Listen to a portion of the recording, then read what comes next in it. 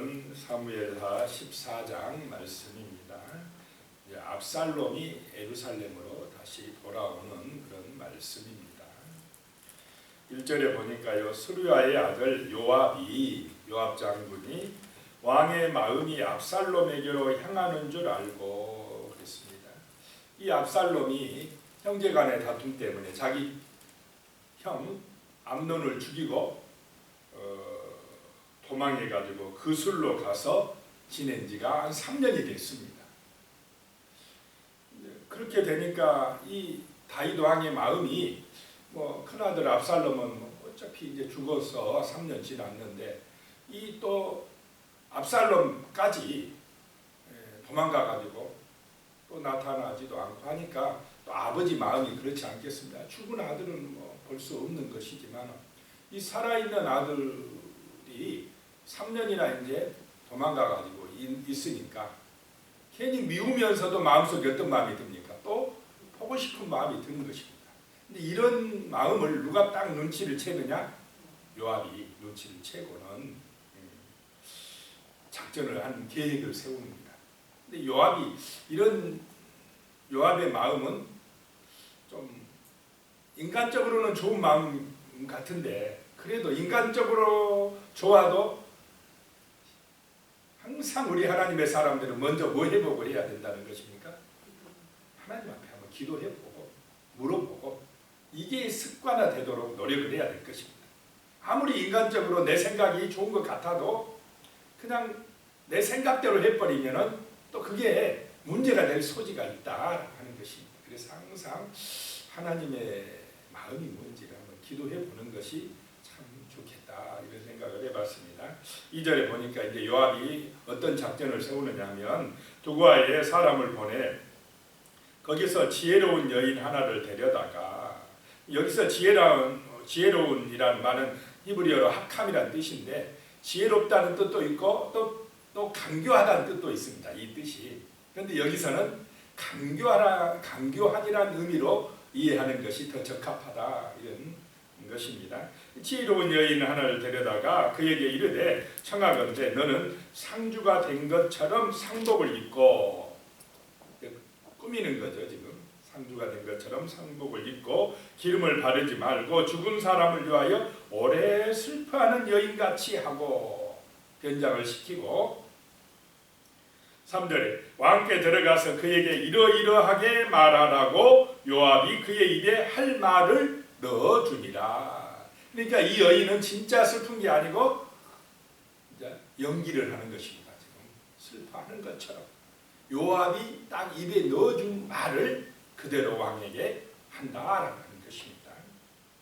3절에 왕께 들어가서 그에게 이러이러하게 말하라고 요압이 그의 입에 말을 넣어주니라. 4절 두고와 여인이 왕께 아랠 때에 얼굴을 땅에 대고 엎드려 이르되 왕이여 도우소서 하니 5절에 왕이 그에게 이르되 무슨 일이냐 하니 대답하되 나는 진정으로 가부니이다. 남편은 죽고 6절에 이 여종에게 아들 둘이 있더니 그들이 들에서 싸우나 그들을 말리는 사람이 아무도 없으므로 한 아이가 다른 아이를 쳐 죽인지라. 창세기에 나오는 가인과 아벨 사건하고 비슷하죠. 아마 이 요압이 그 사건을 가지고 여기다 집어넣는지 그런 비슷한 사건이었다라고 하는 것입니다. 그래서 한 아들이 다른 아들 형제를 죽였다는 것입니다. 그랬는데 7절에 온 족속이 일어나서 당신의 여종 나를 핍박하여 말하기를 그의 동생을 쳐 죽인 자를 내놓으라. 율법적으로는 살인하면 어떻게 됩니까? 또 죽어야 돼요. 이렇게 되니까 이제 두 아들을 잃어버릴 판이 되었다라고 하는 것입니다.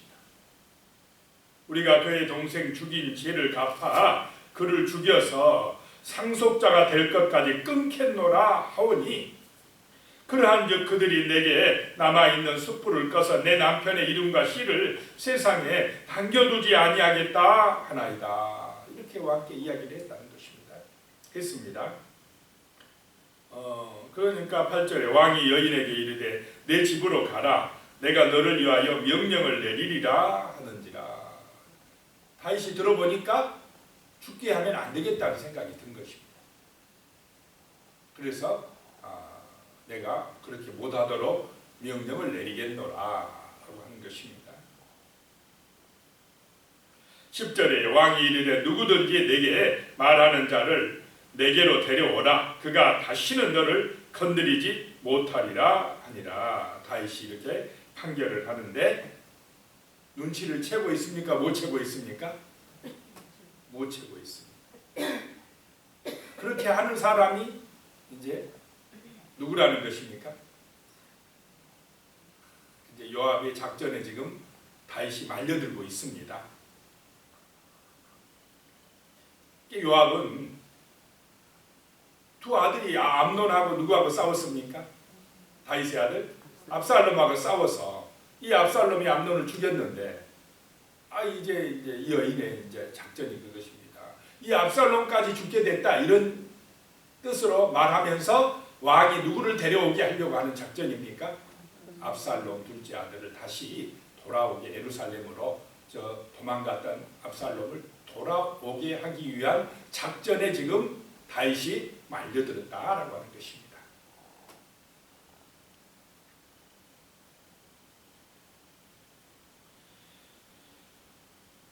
그래서 이 여인이 다시 이제 왕께 아뢰는데요. 13절에 가면 여인이 이르되 그러면 어찌하여 왕께서는 하나님의 백성에게 대하여 이 같은 생각을 하셨나이까? 어찌하여 왕이 그런 생각을 하십니까? 라고 이제 본색을 드러내기 시작합니다. 이 말씀을 하심으로 왕께서 죄 있는 사람같이 되심은 그 내쫓긴 자를 왕께서 집으로 돌아오게 하지 아니하심이니이다. 그러면서 14절에 우리는 필경 죽으리니 땅에 쏟아진 물을 다시 담지 못할 것 같을 것이오나 하나님은 생명을 빼앗지 아니하시고 방책을 베푸사 내쫓긴 자가 하나님께 버린 자가 되지 아니하게 하시나이다. 이렇게 이야기를 합니다. 어찌하여 왕은 그 내쫓긴 자를 돌아오게 하지 아니하십니까? 참 이제 이런 문제를 놓고 압살롬이 적은 죄를 지었습니까? 큰 죄를 지었습니까? 보통 죄가 아니죠. 보통 죄가 자기 형을 아무리 동생이 자기 여동생이 그렇게 겁탈을 당했어도 그래도 살인까지 해버리는 것은 이거는 또 그것도 너무한 것이다. 아무리 진짜 화가 나도 그래도 죽여버리기까지는 좀 너무한 거 아닌가 하는 마음이 들지 않습니까? 그래서 이런 사건이 일어난 이것을 용서해 줘야 돼요. 용서해 줘야 됩니다. 그런데 무조건 용서만 해주는 것이냐? 하나님이 우리 앞에 다윗을 용서했습니까? 안 했습니까? 용서는 하지만은 그 죄의 결과로 오는 대가는 철저하게 여기서 지금 어떻게 보면 죄의 대가를 다윗이 치르고 있는 것입니다. 그 고통은 자기가 감당해야 된다는 것입니다. 그래서 이 죄라는 게 무서운 것입니다.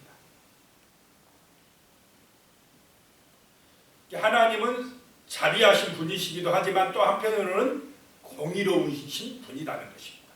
그래서 어떤 죄를 지었을 때 용서도 하시지만은 또 징계도 하신다는 것. 근데 이 두 사이에서 참 결정하기가 쉽지 않을 때가 많다라고 하는 것입니다. 예를 들어서 어떤 사람이 잘못을 했는데 한쪽에서는 용서하자 그러고 한쪽에서는 그래도 징계하자 이렇게 나오면 결정하기가 교회 안에서도 참 어려운 때가 있다라고 하는 것입니다.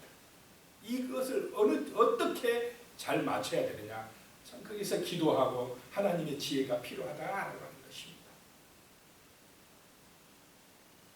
그런데 여기서 압살롬이 진짜 용서받을 만한 그런 마음으로 진실된 회개를 했느냐 안 했느냐, 그 중심을 보는 것이 중요하다는 것입니다.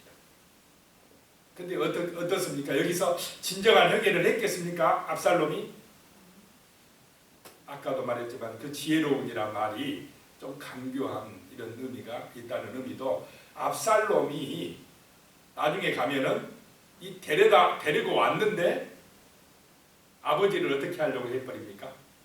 아버지를 죽이고 자기가 왕 되려고. 그러니까 진정한 뉘우침이 아니었다는 것입니다. 용서도 정말 진실로 잘못했다고 뉘우치는 사람에게 은혜가 되어 임할 줄로 믿습니다. 넘어가 보겠습니다. 그런데 지금 이 여인과 요압이 여인에게 말을 넣어서 하는데 인간적인 어떤 감정으로 하지만은 하나님의 뜻인지 아닌지를 이거를 제대로 분별을 못했다, 물어보지 않았다, 기도하지 않았다라고 하는 것입니다. 16절에도 여호와께서 들으시고 나와 내 아들을 함께 하나님의 기업에서 끊을 자의 손으로부터 주의 종을 구원하시리다 함이니이다. 또 17절에도 당신의 여종이 또 스스로 말하기를 내 주 왕의 말씀이 나의 이루어가 되기를 원한다 하였사오니 이는 내 주 왕께서 하나님의 사자같이 선과 악을 분간하심이니이다. 원하건대 왕은 하나님 여호와께서 왕과 같이 계시옵소서. 자, 이 여인의 입에서 계속 하나님이란 말이 나옵니다. 하나님의 이름으로 이야기를 합니다. 그런데 지금 이 하나님의 이름으로 하는 이야기가 참말입니까? 지금 꾸며서 하는 말입니까? 꾸며서 하는 말. 너무 쉽게 하나님 이름 가지고 자기들의 어떤 계획을 성취하려고 이렇게 말을 해버리는 경우가 있다라고 하는 것입니다. 하나님의 뜻도 아닌데 하나님의 뜻인 것처럼 하나님의 이름으로 말을 하고 있습니다. 지금 18절에 왕이 그 여인에게 대답하여 이르되 바라노니 내가 네게 묻는 것을 내게 숨기지 말라. 여인이 이르되 내 주 왕은 말씀하옵소서. 이제 눈치를 챘습니다. 다윗이 19절에 왕이 이르되 이 모든 일에 요압이 너와 함께 하였느냐? 아니 여인이 대답하여 이르되 내 주 왕의 살아계심을 두고 맹세하옵나니 내 주 왕의 말씀을 좌로나 우로나 옮길 자가 없으리이다. 왕의 종 요압이 내게 명령했고 그가 이 모든 말을 왕의 여종의 입에 넣어주었나이다. 이제서 참말을 하고 있습니다. 시킨 대로 했다는 것입니다. 그러자 왕이 이제 요압을 불러가지고 그래 네가 내 마음을 알아줬구나 하고 그럼 가서 도망간 지 3년 된 아들을 압살롬을 데리고 오라고 합니다. 그런데 24절에 보면 왕이 이르되 그를 그의 집으로 물러가게 하여 내 얼굴을 볼 수 없게 하라 하며 압살롬이 자기 집으로 돌아가고 왕의 얼굴을 보지 못하니라. 자, 예루살렘으로 오게 하기는 했는데 왕이 봅니까 안 봅니까? 압살롬을 안 봐요. 그러면 차라리 데려오지는 말지. 데려다 놓고는 그래도 마음의 한쪽에는 용서가 됩니까 안 됩니까? 지금 다윗이 그래도 저놈이 나쁜 짓거리 했어. 지금 형을 죽여? 아이 그럴 수가 있어. 이런 마음 때문에 또 데려오기는 왔는데 한편으로는 보고 싶으면서 한편으로는 또 용서가 안 되고 있습니다. 진정한 용서가 아니었다는 것입니다. 자, 이제 25절에 보면요. 온 이스라엘 가운데 압살롬 같이 이제 압살롬이 돌아왔습니다. 압살롬 같이 아름다움으로 크게 칭찬받는 자가 없었으니 그는 발바닥부터 정수리까지 흠이 없음이라. 이게 압살롬이 굉장히 잘생겼네요. 이 아름다웠기 때문에 사람들이 크게 칭찬했더라. 아, 꽃미남이었는가 봐. 굉장히 잘생겼는가 봐. 사람들이 막 칭찬을 해요. 그런데 아름다운 외모를 많이 칭찬하지. 여기 계속 성경에 보면 압살롬의 마음 심성이 착하다 이런 말은 없어요. 이렇게 외모만 보지 마라 이 말이에요. 외모로는 멋지는데 이 압살롬의 마음은 그렇게 착하지는 않았다는 것을 보게 됩니다. 28절에요. 압살롬이 이태 동안 2년 동안 예루살렘에 있으되 왕의 얼굴을 보지 못하였으므로 이제 압살롬이 기분이 나빠요.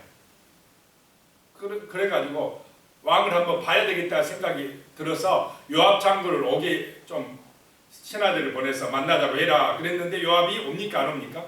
안 와요. 왕은 보기 싫다고 하고 있고 이 압살롬은 지금 자기를 오라는 목적이 왕을 만나게 해달라고 이러니까 중간에서 입장이 난처할 것 같으니까 안 가버렸어요.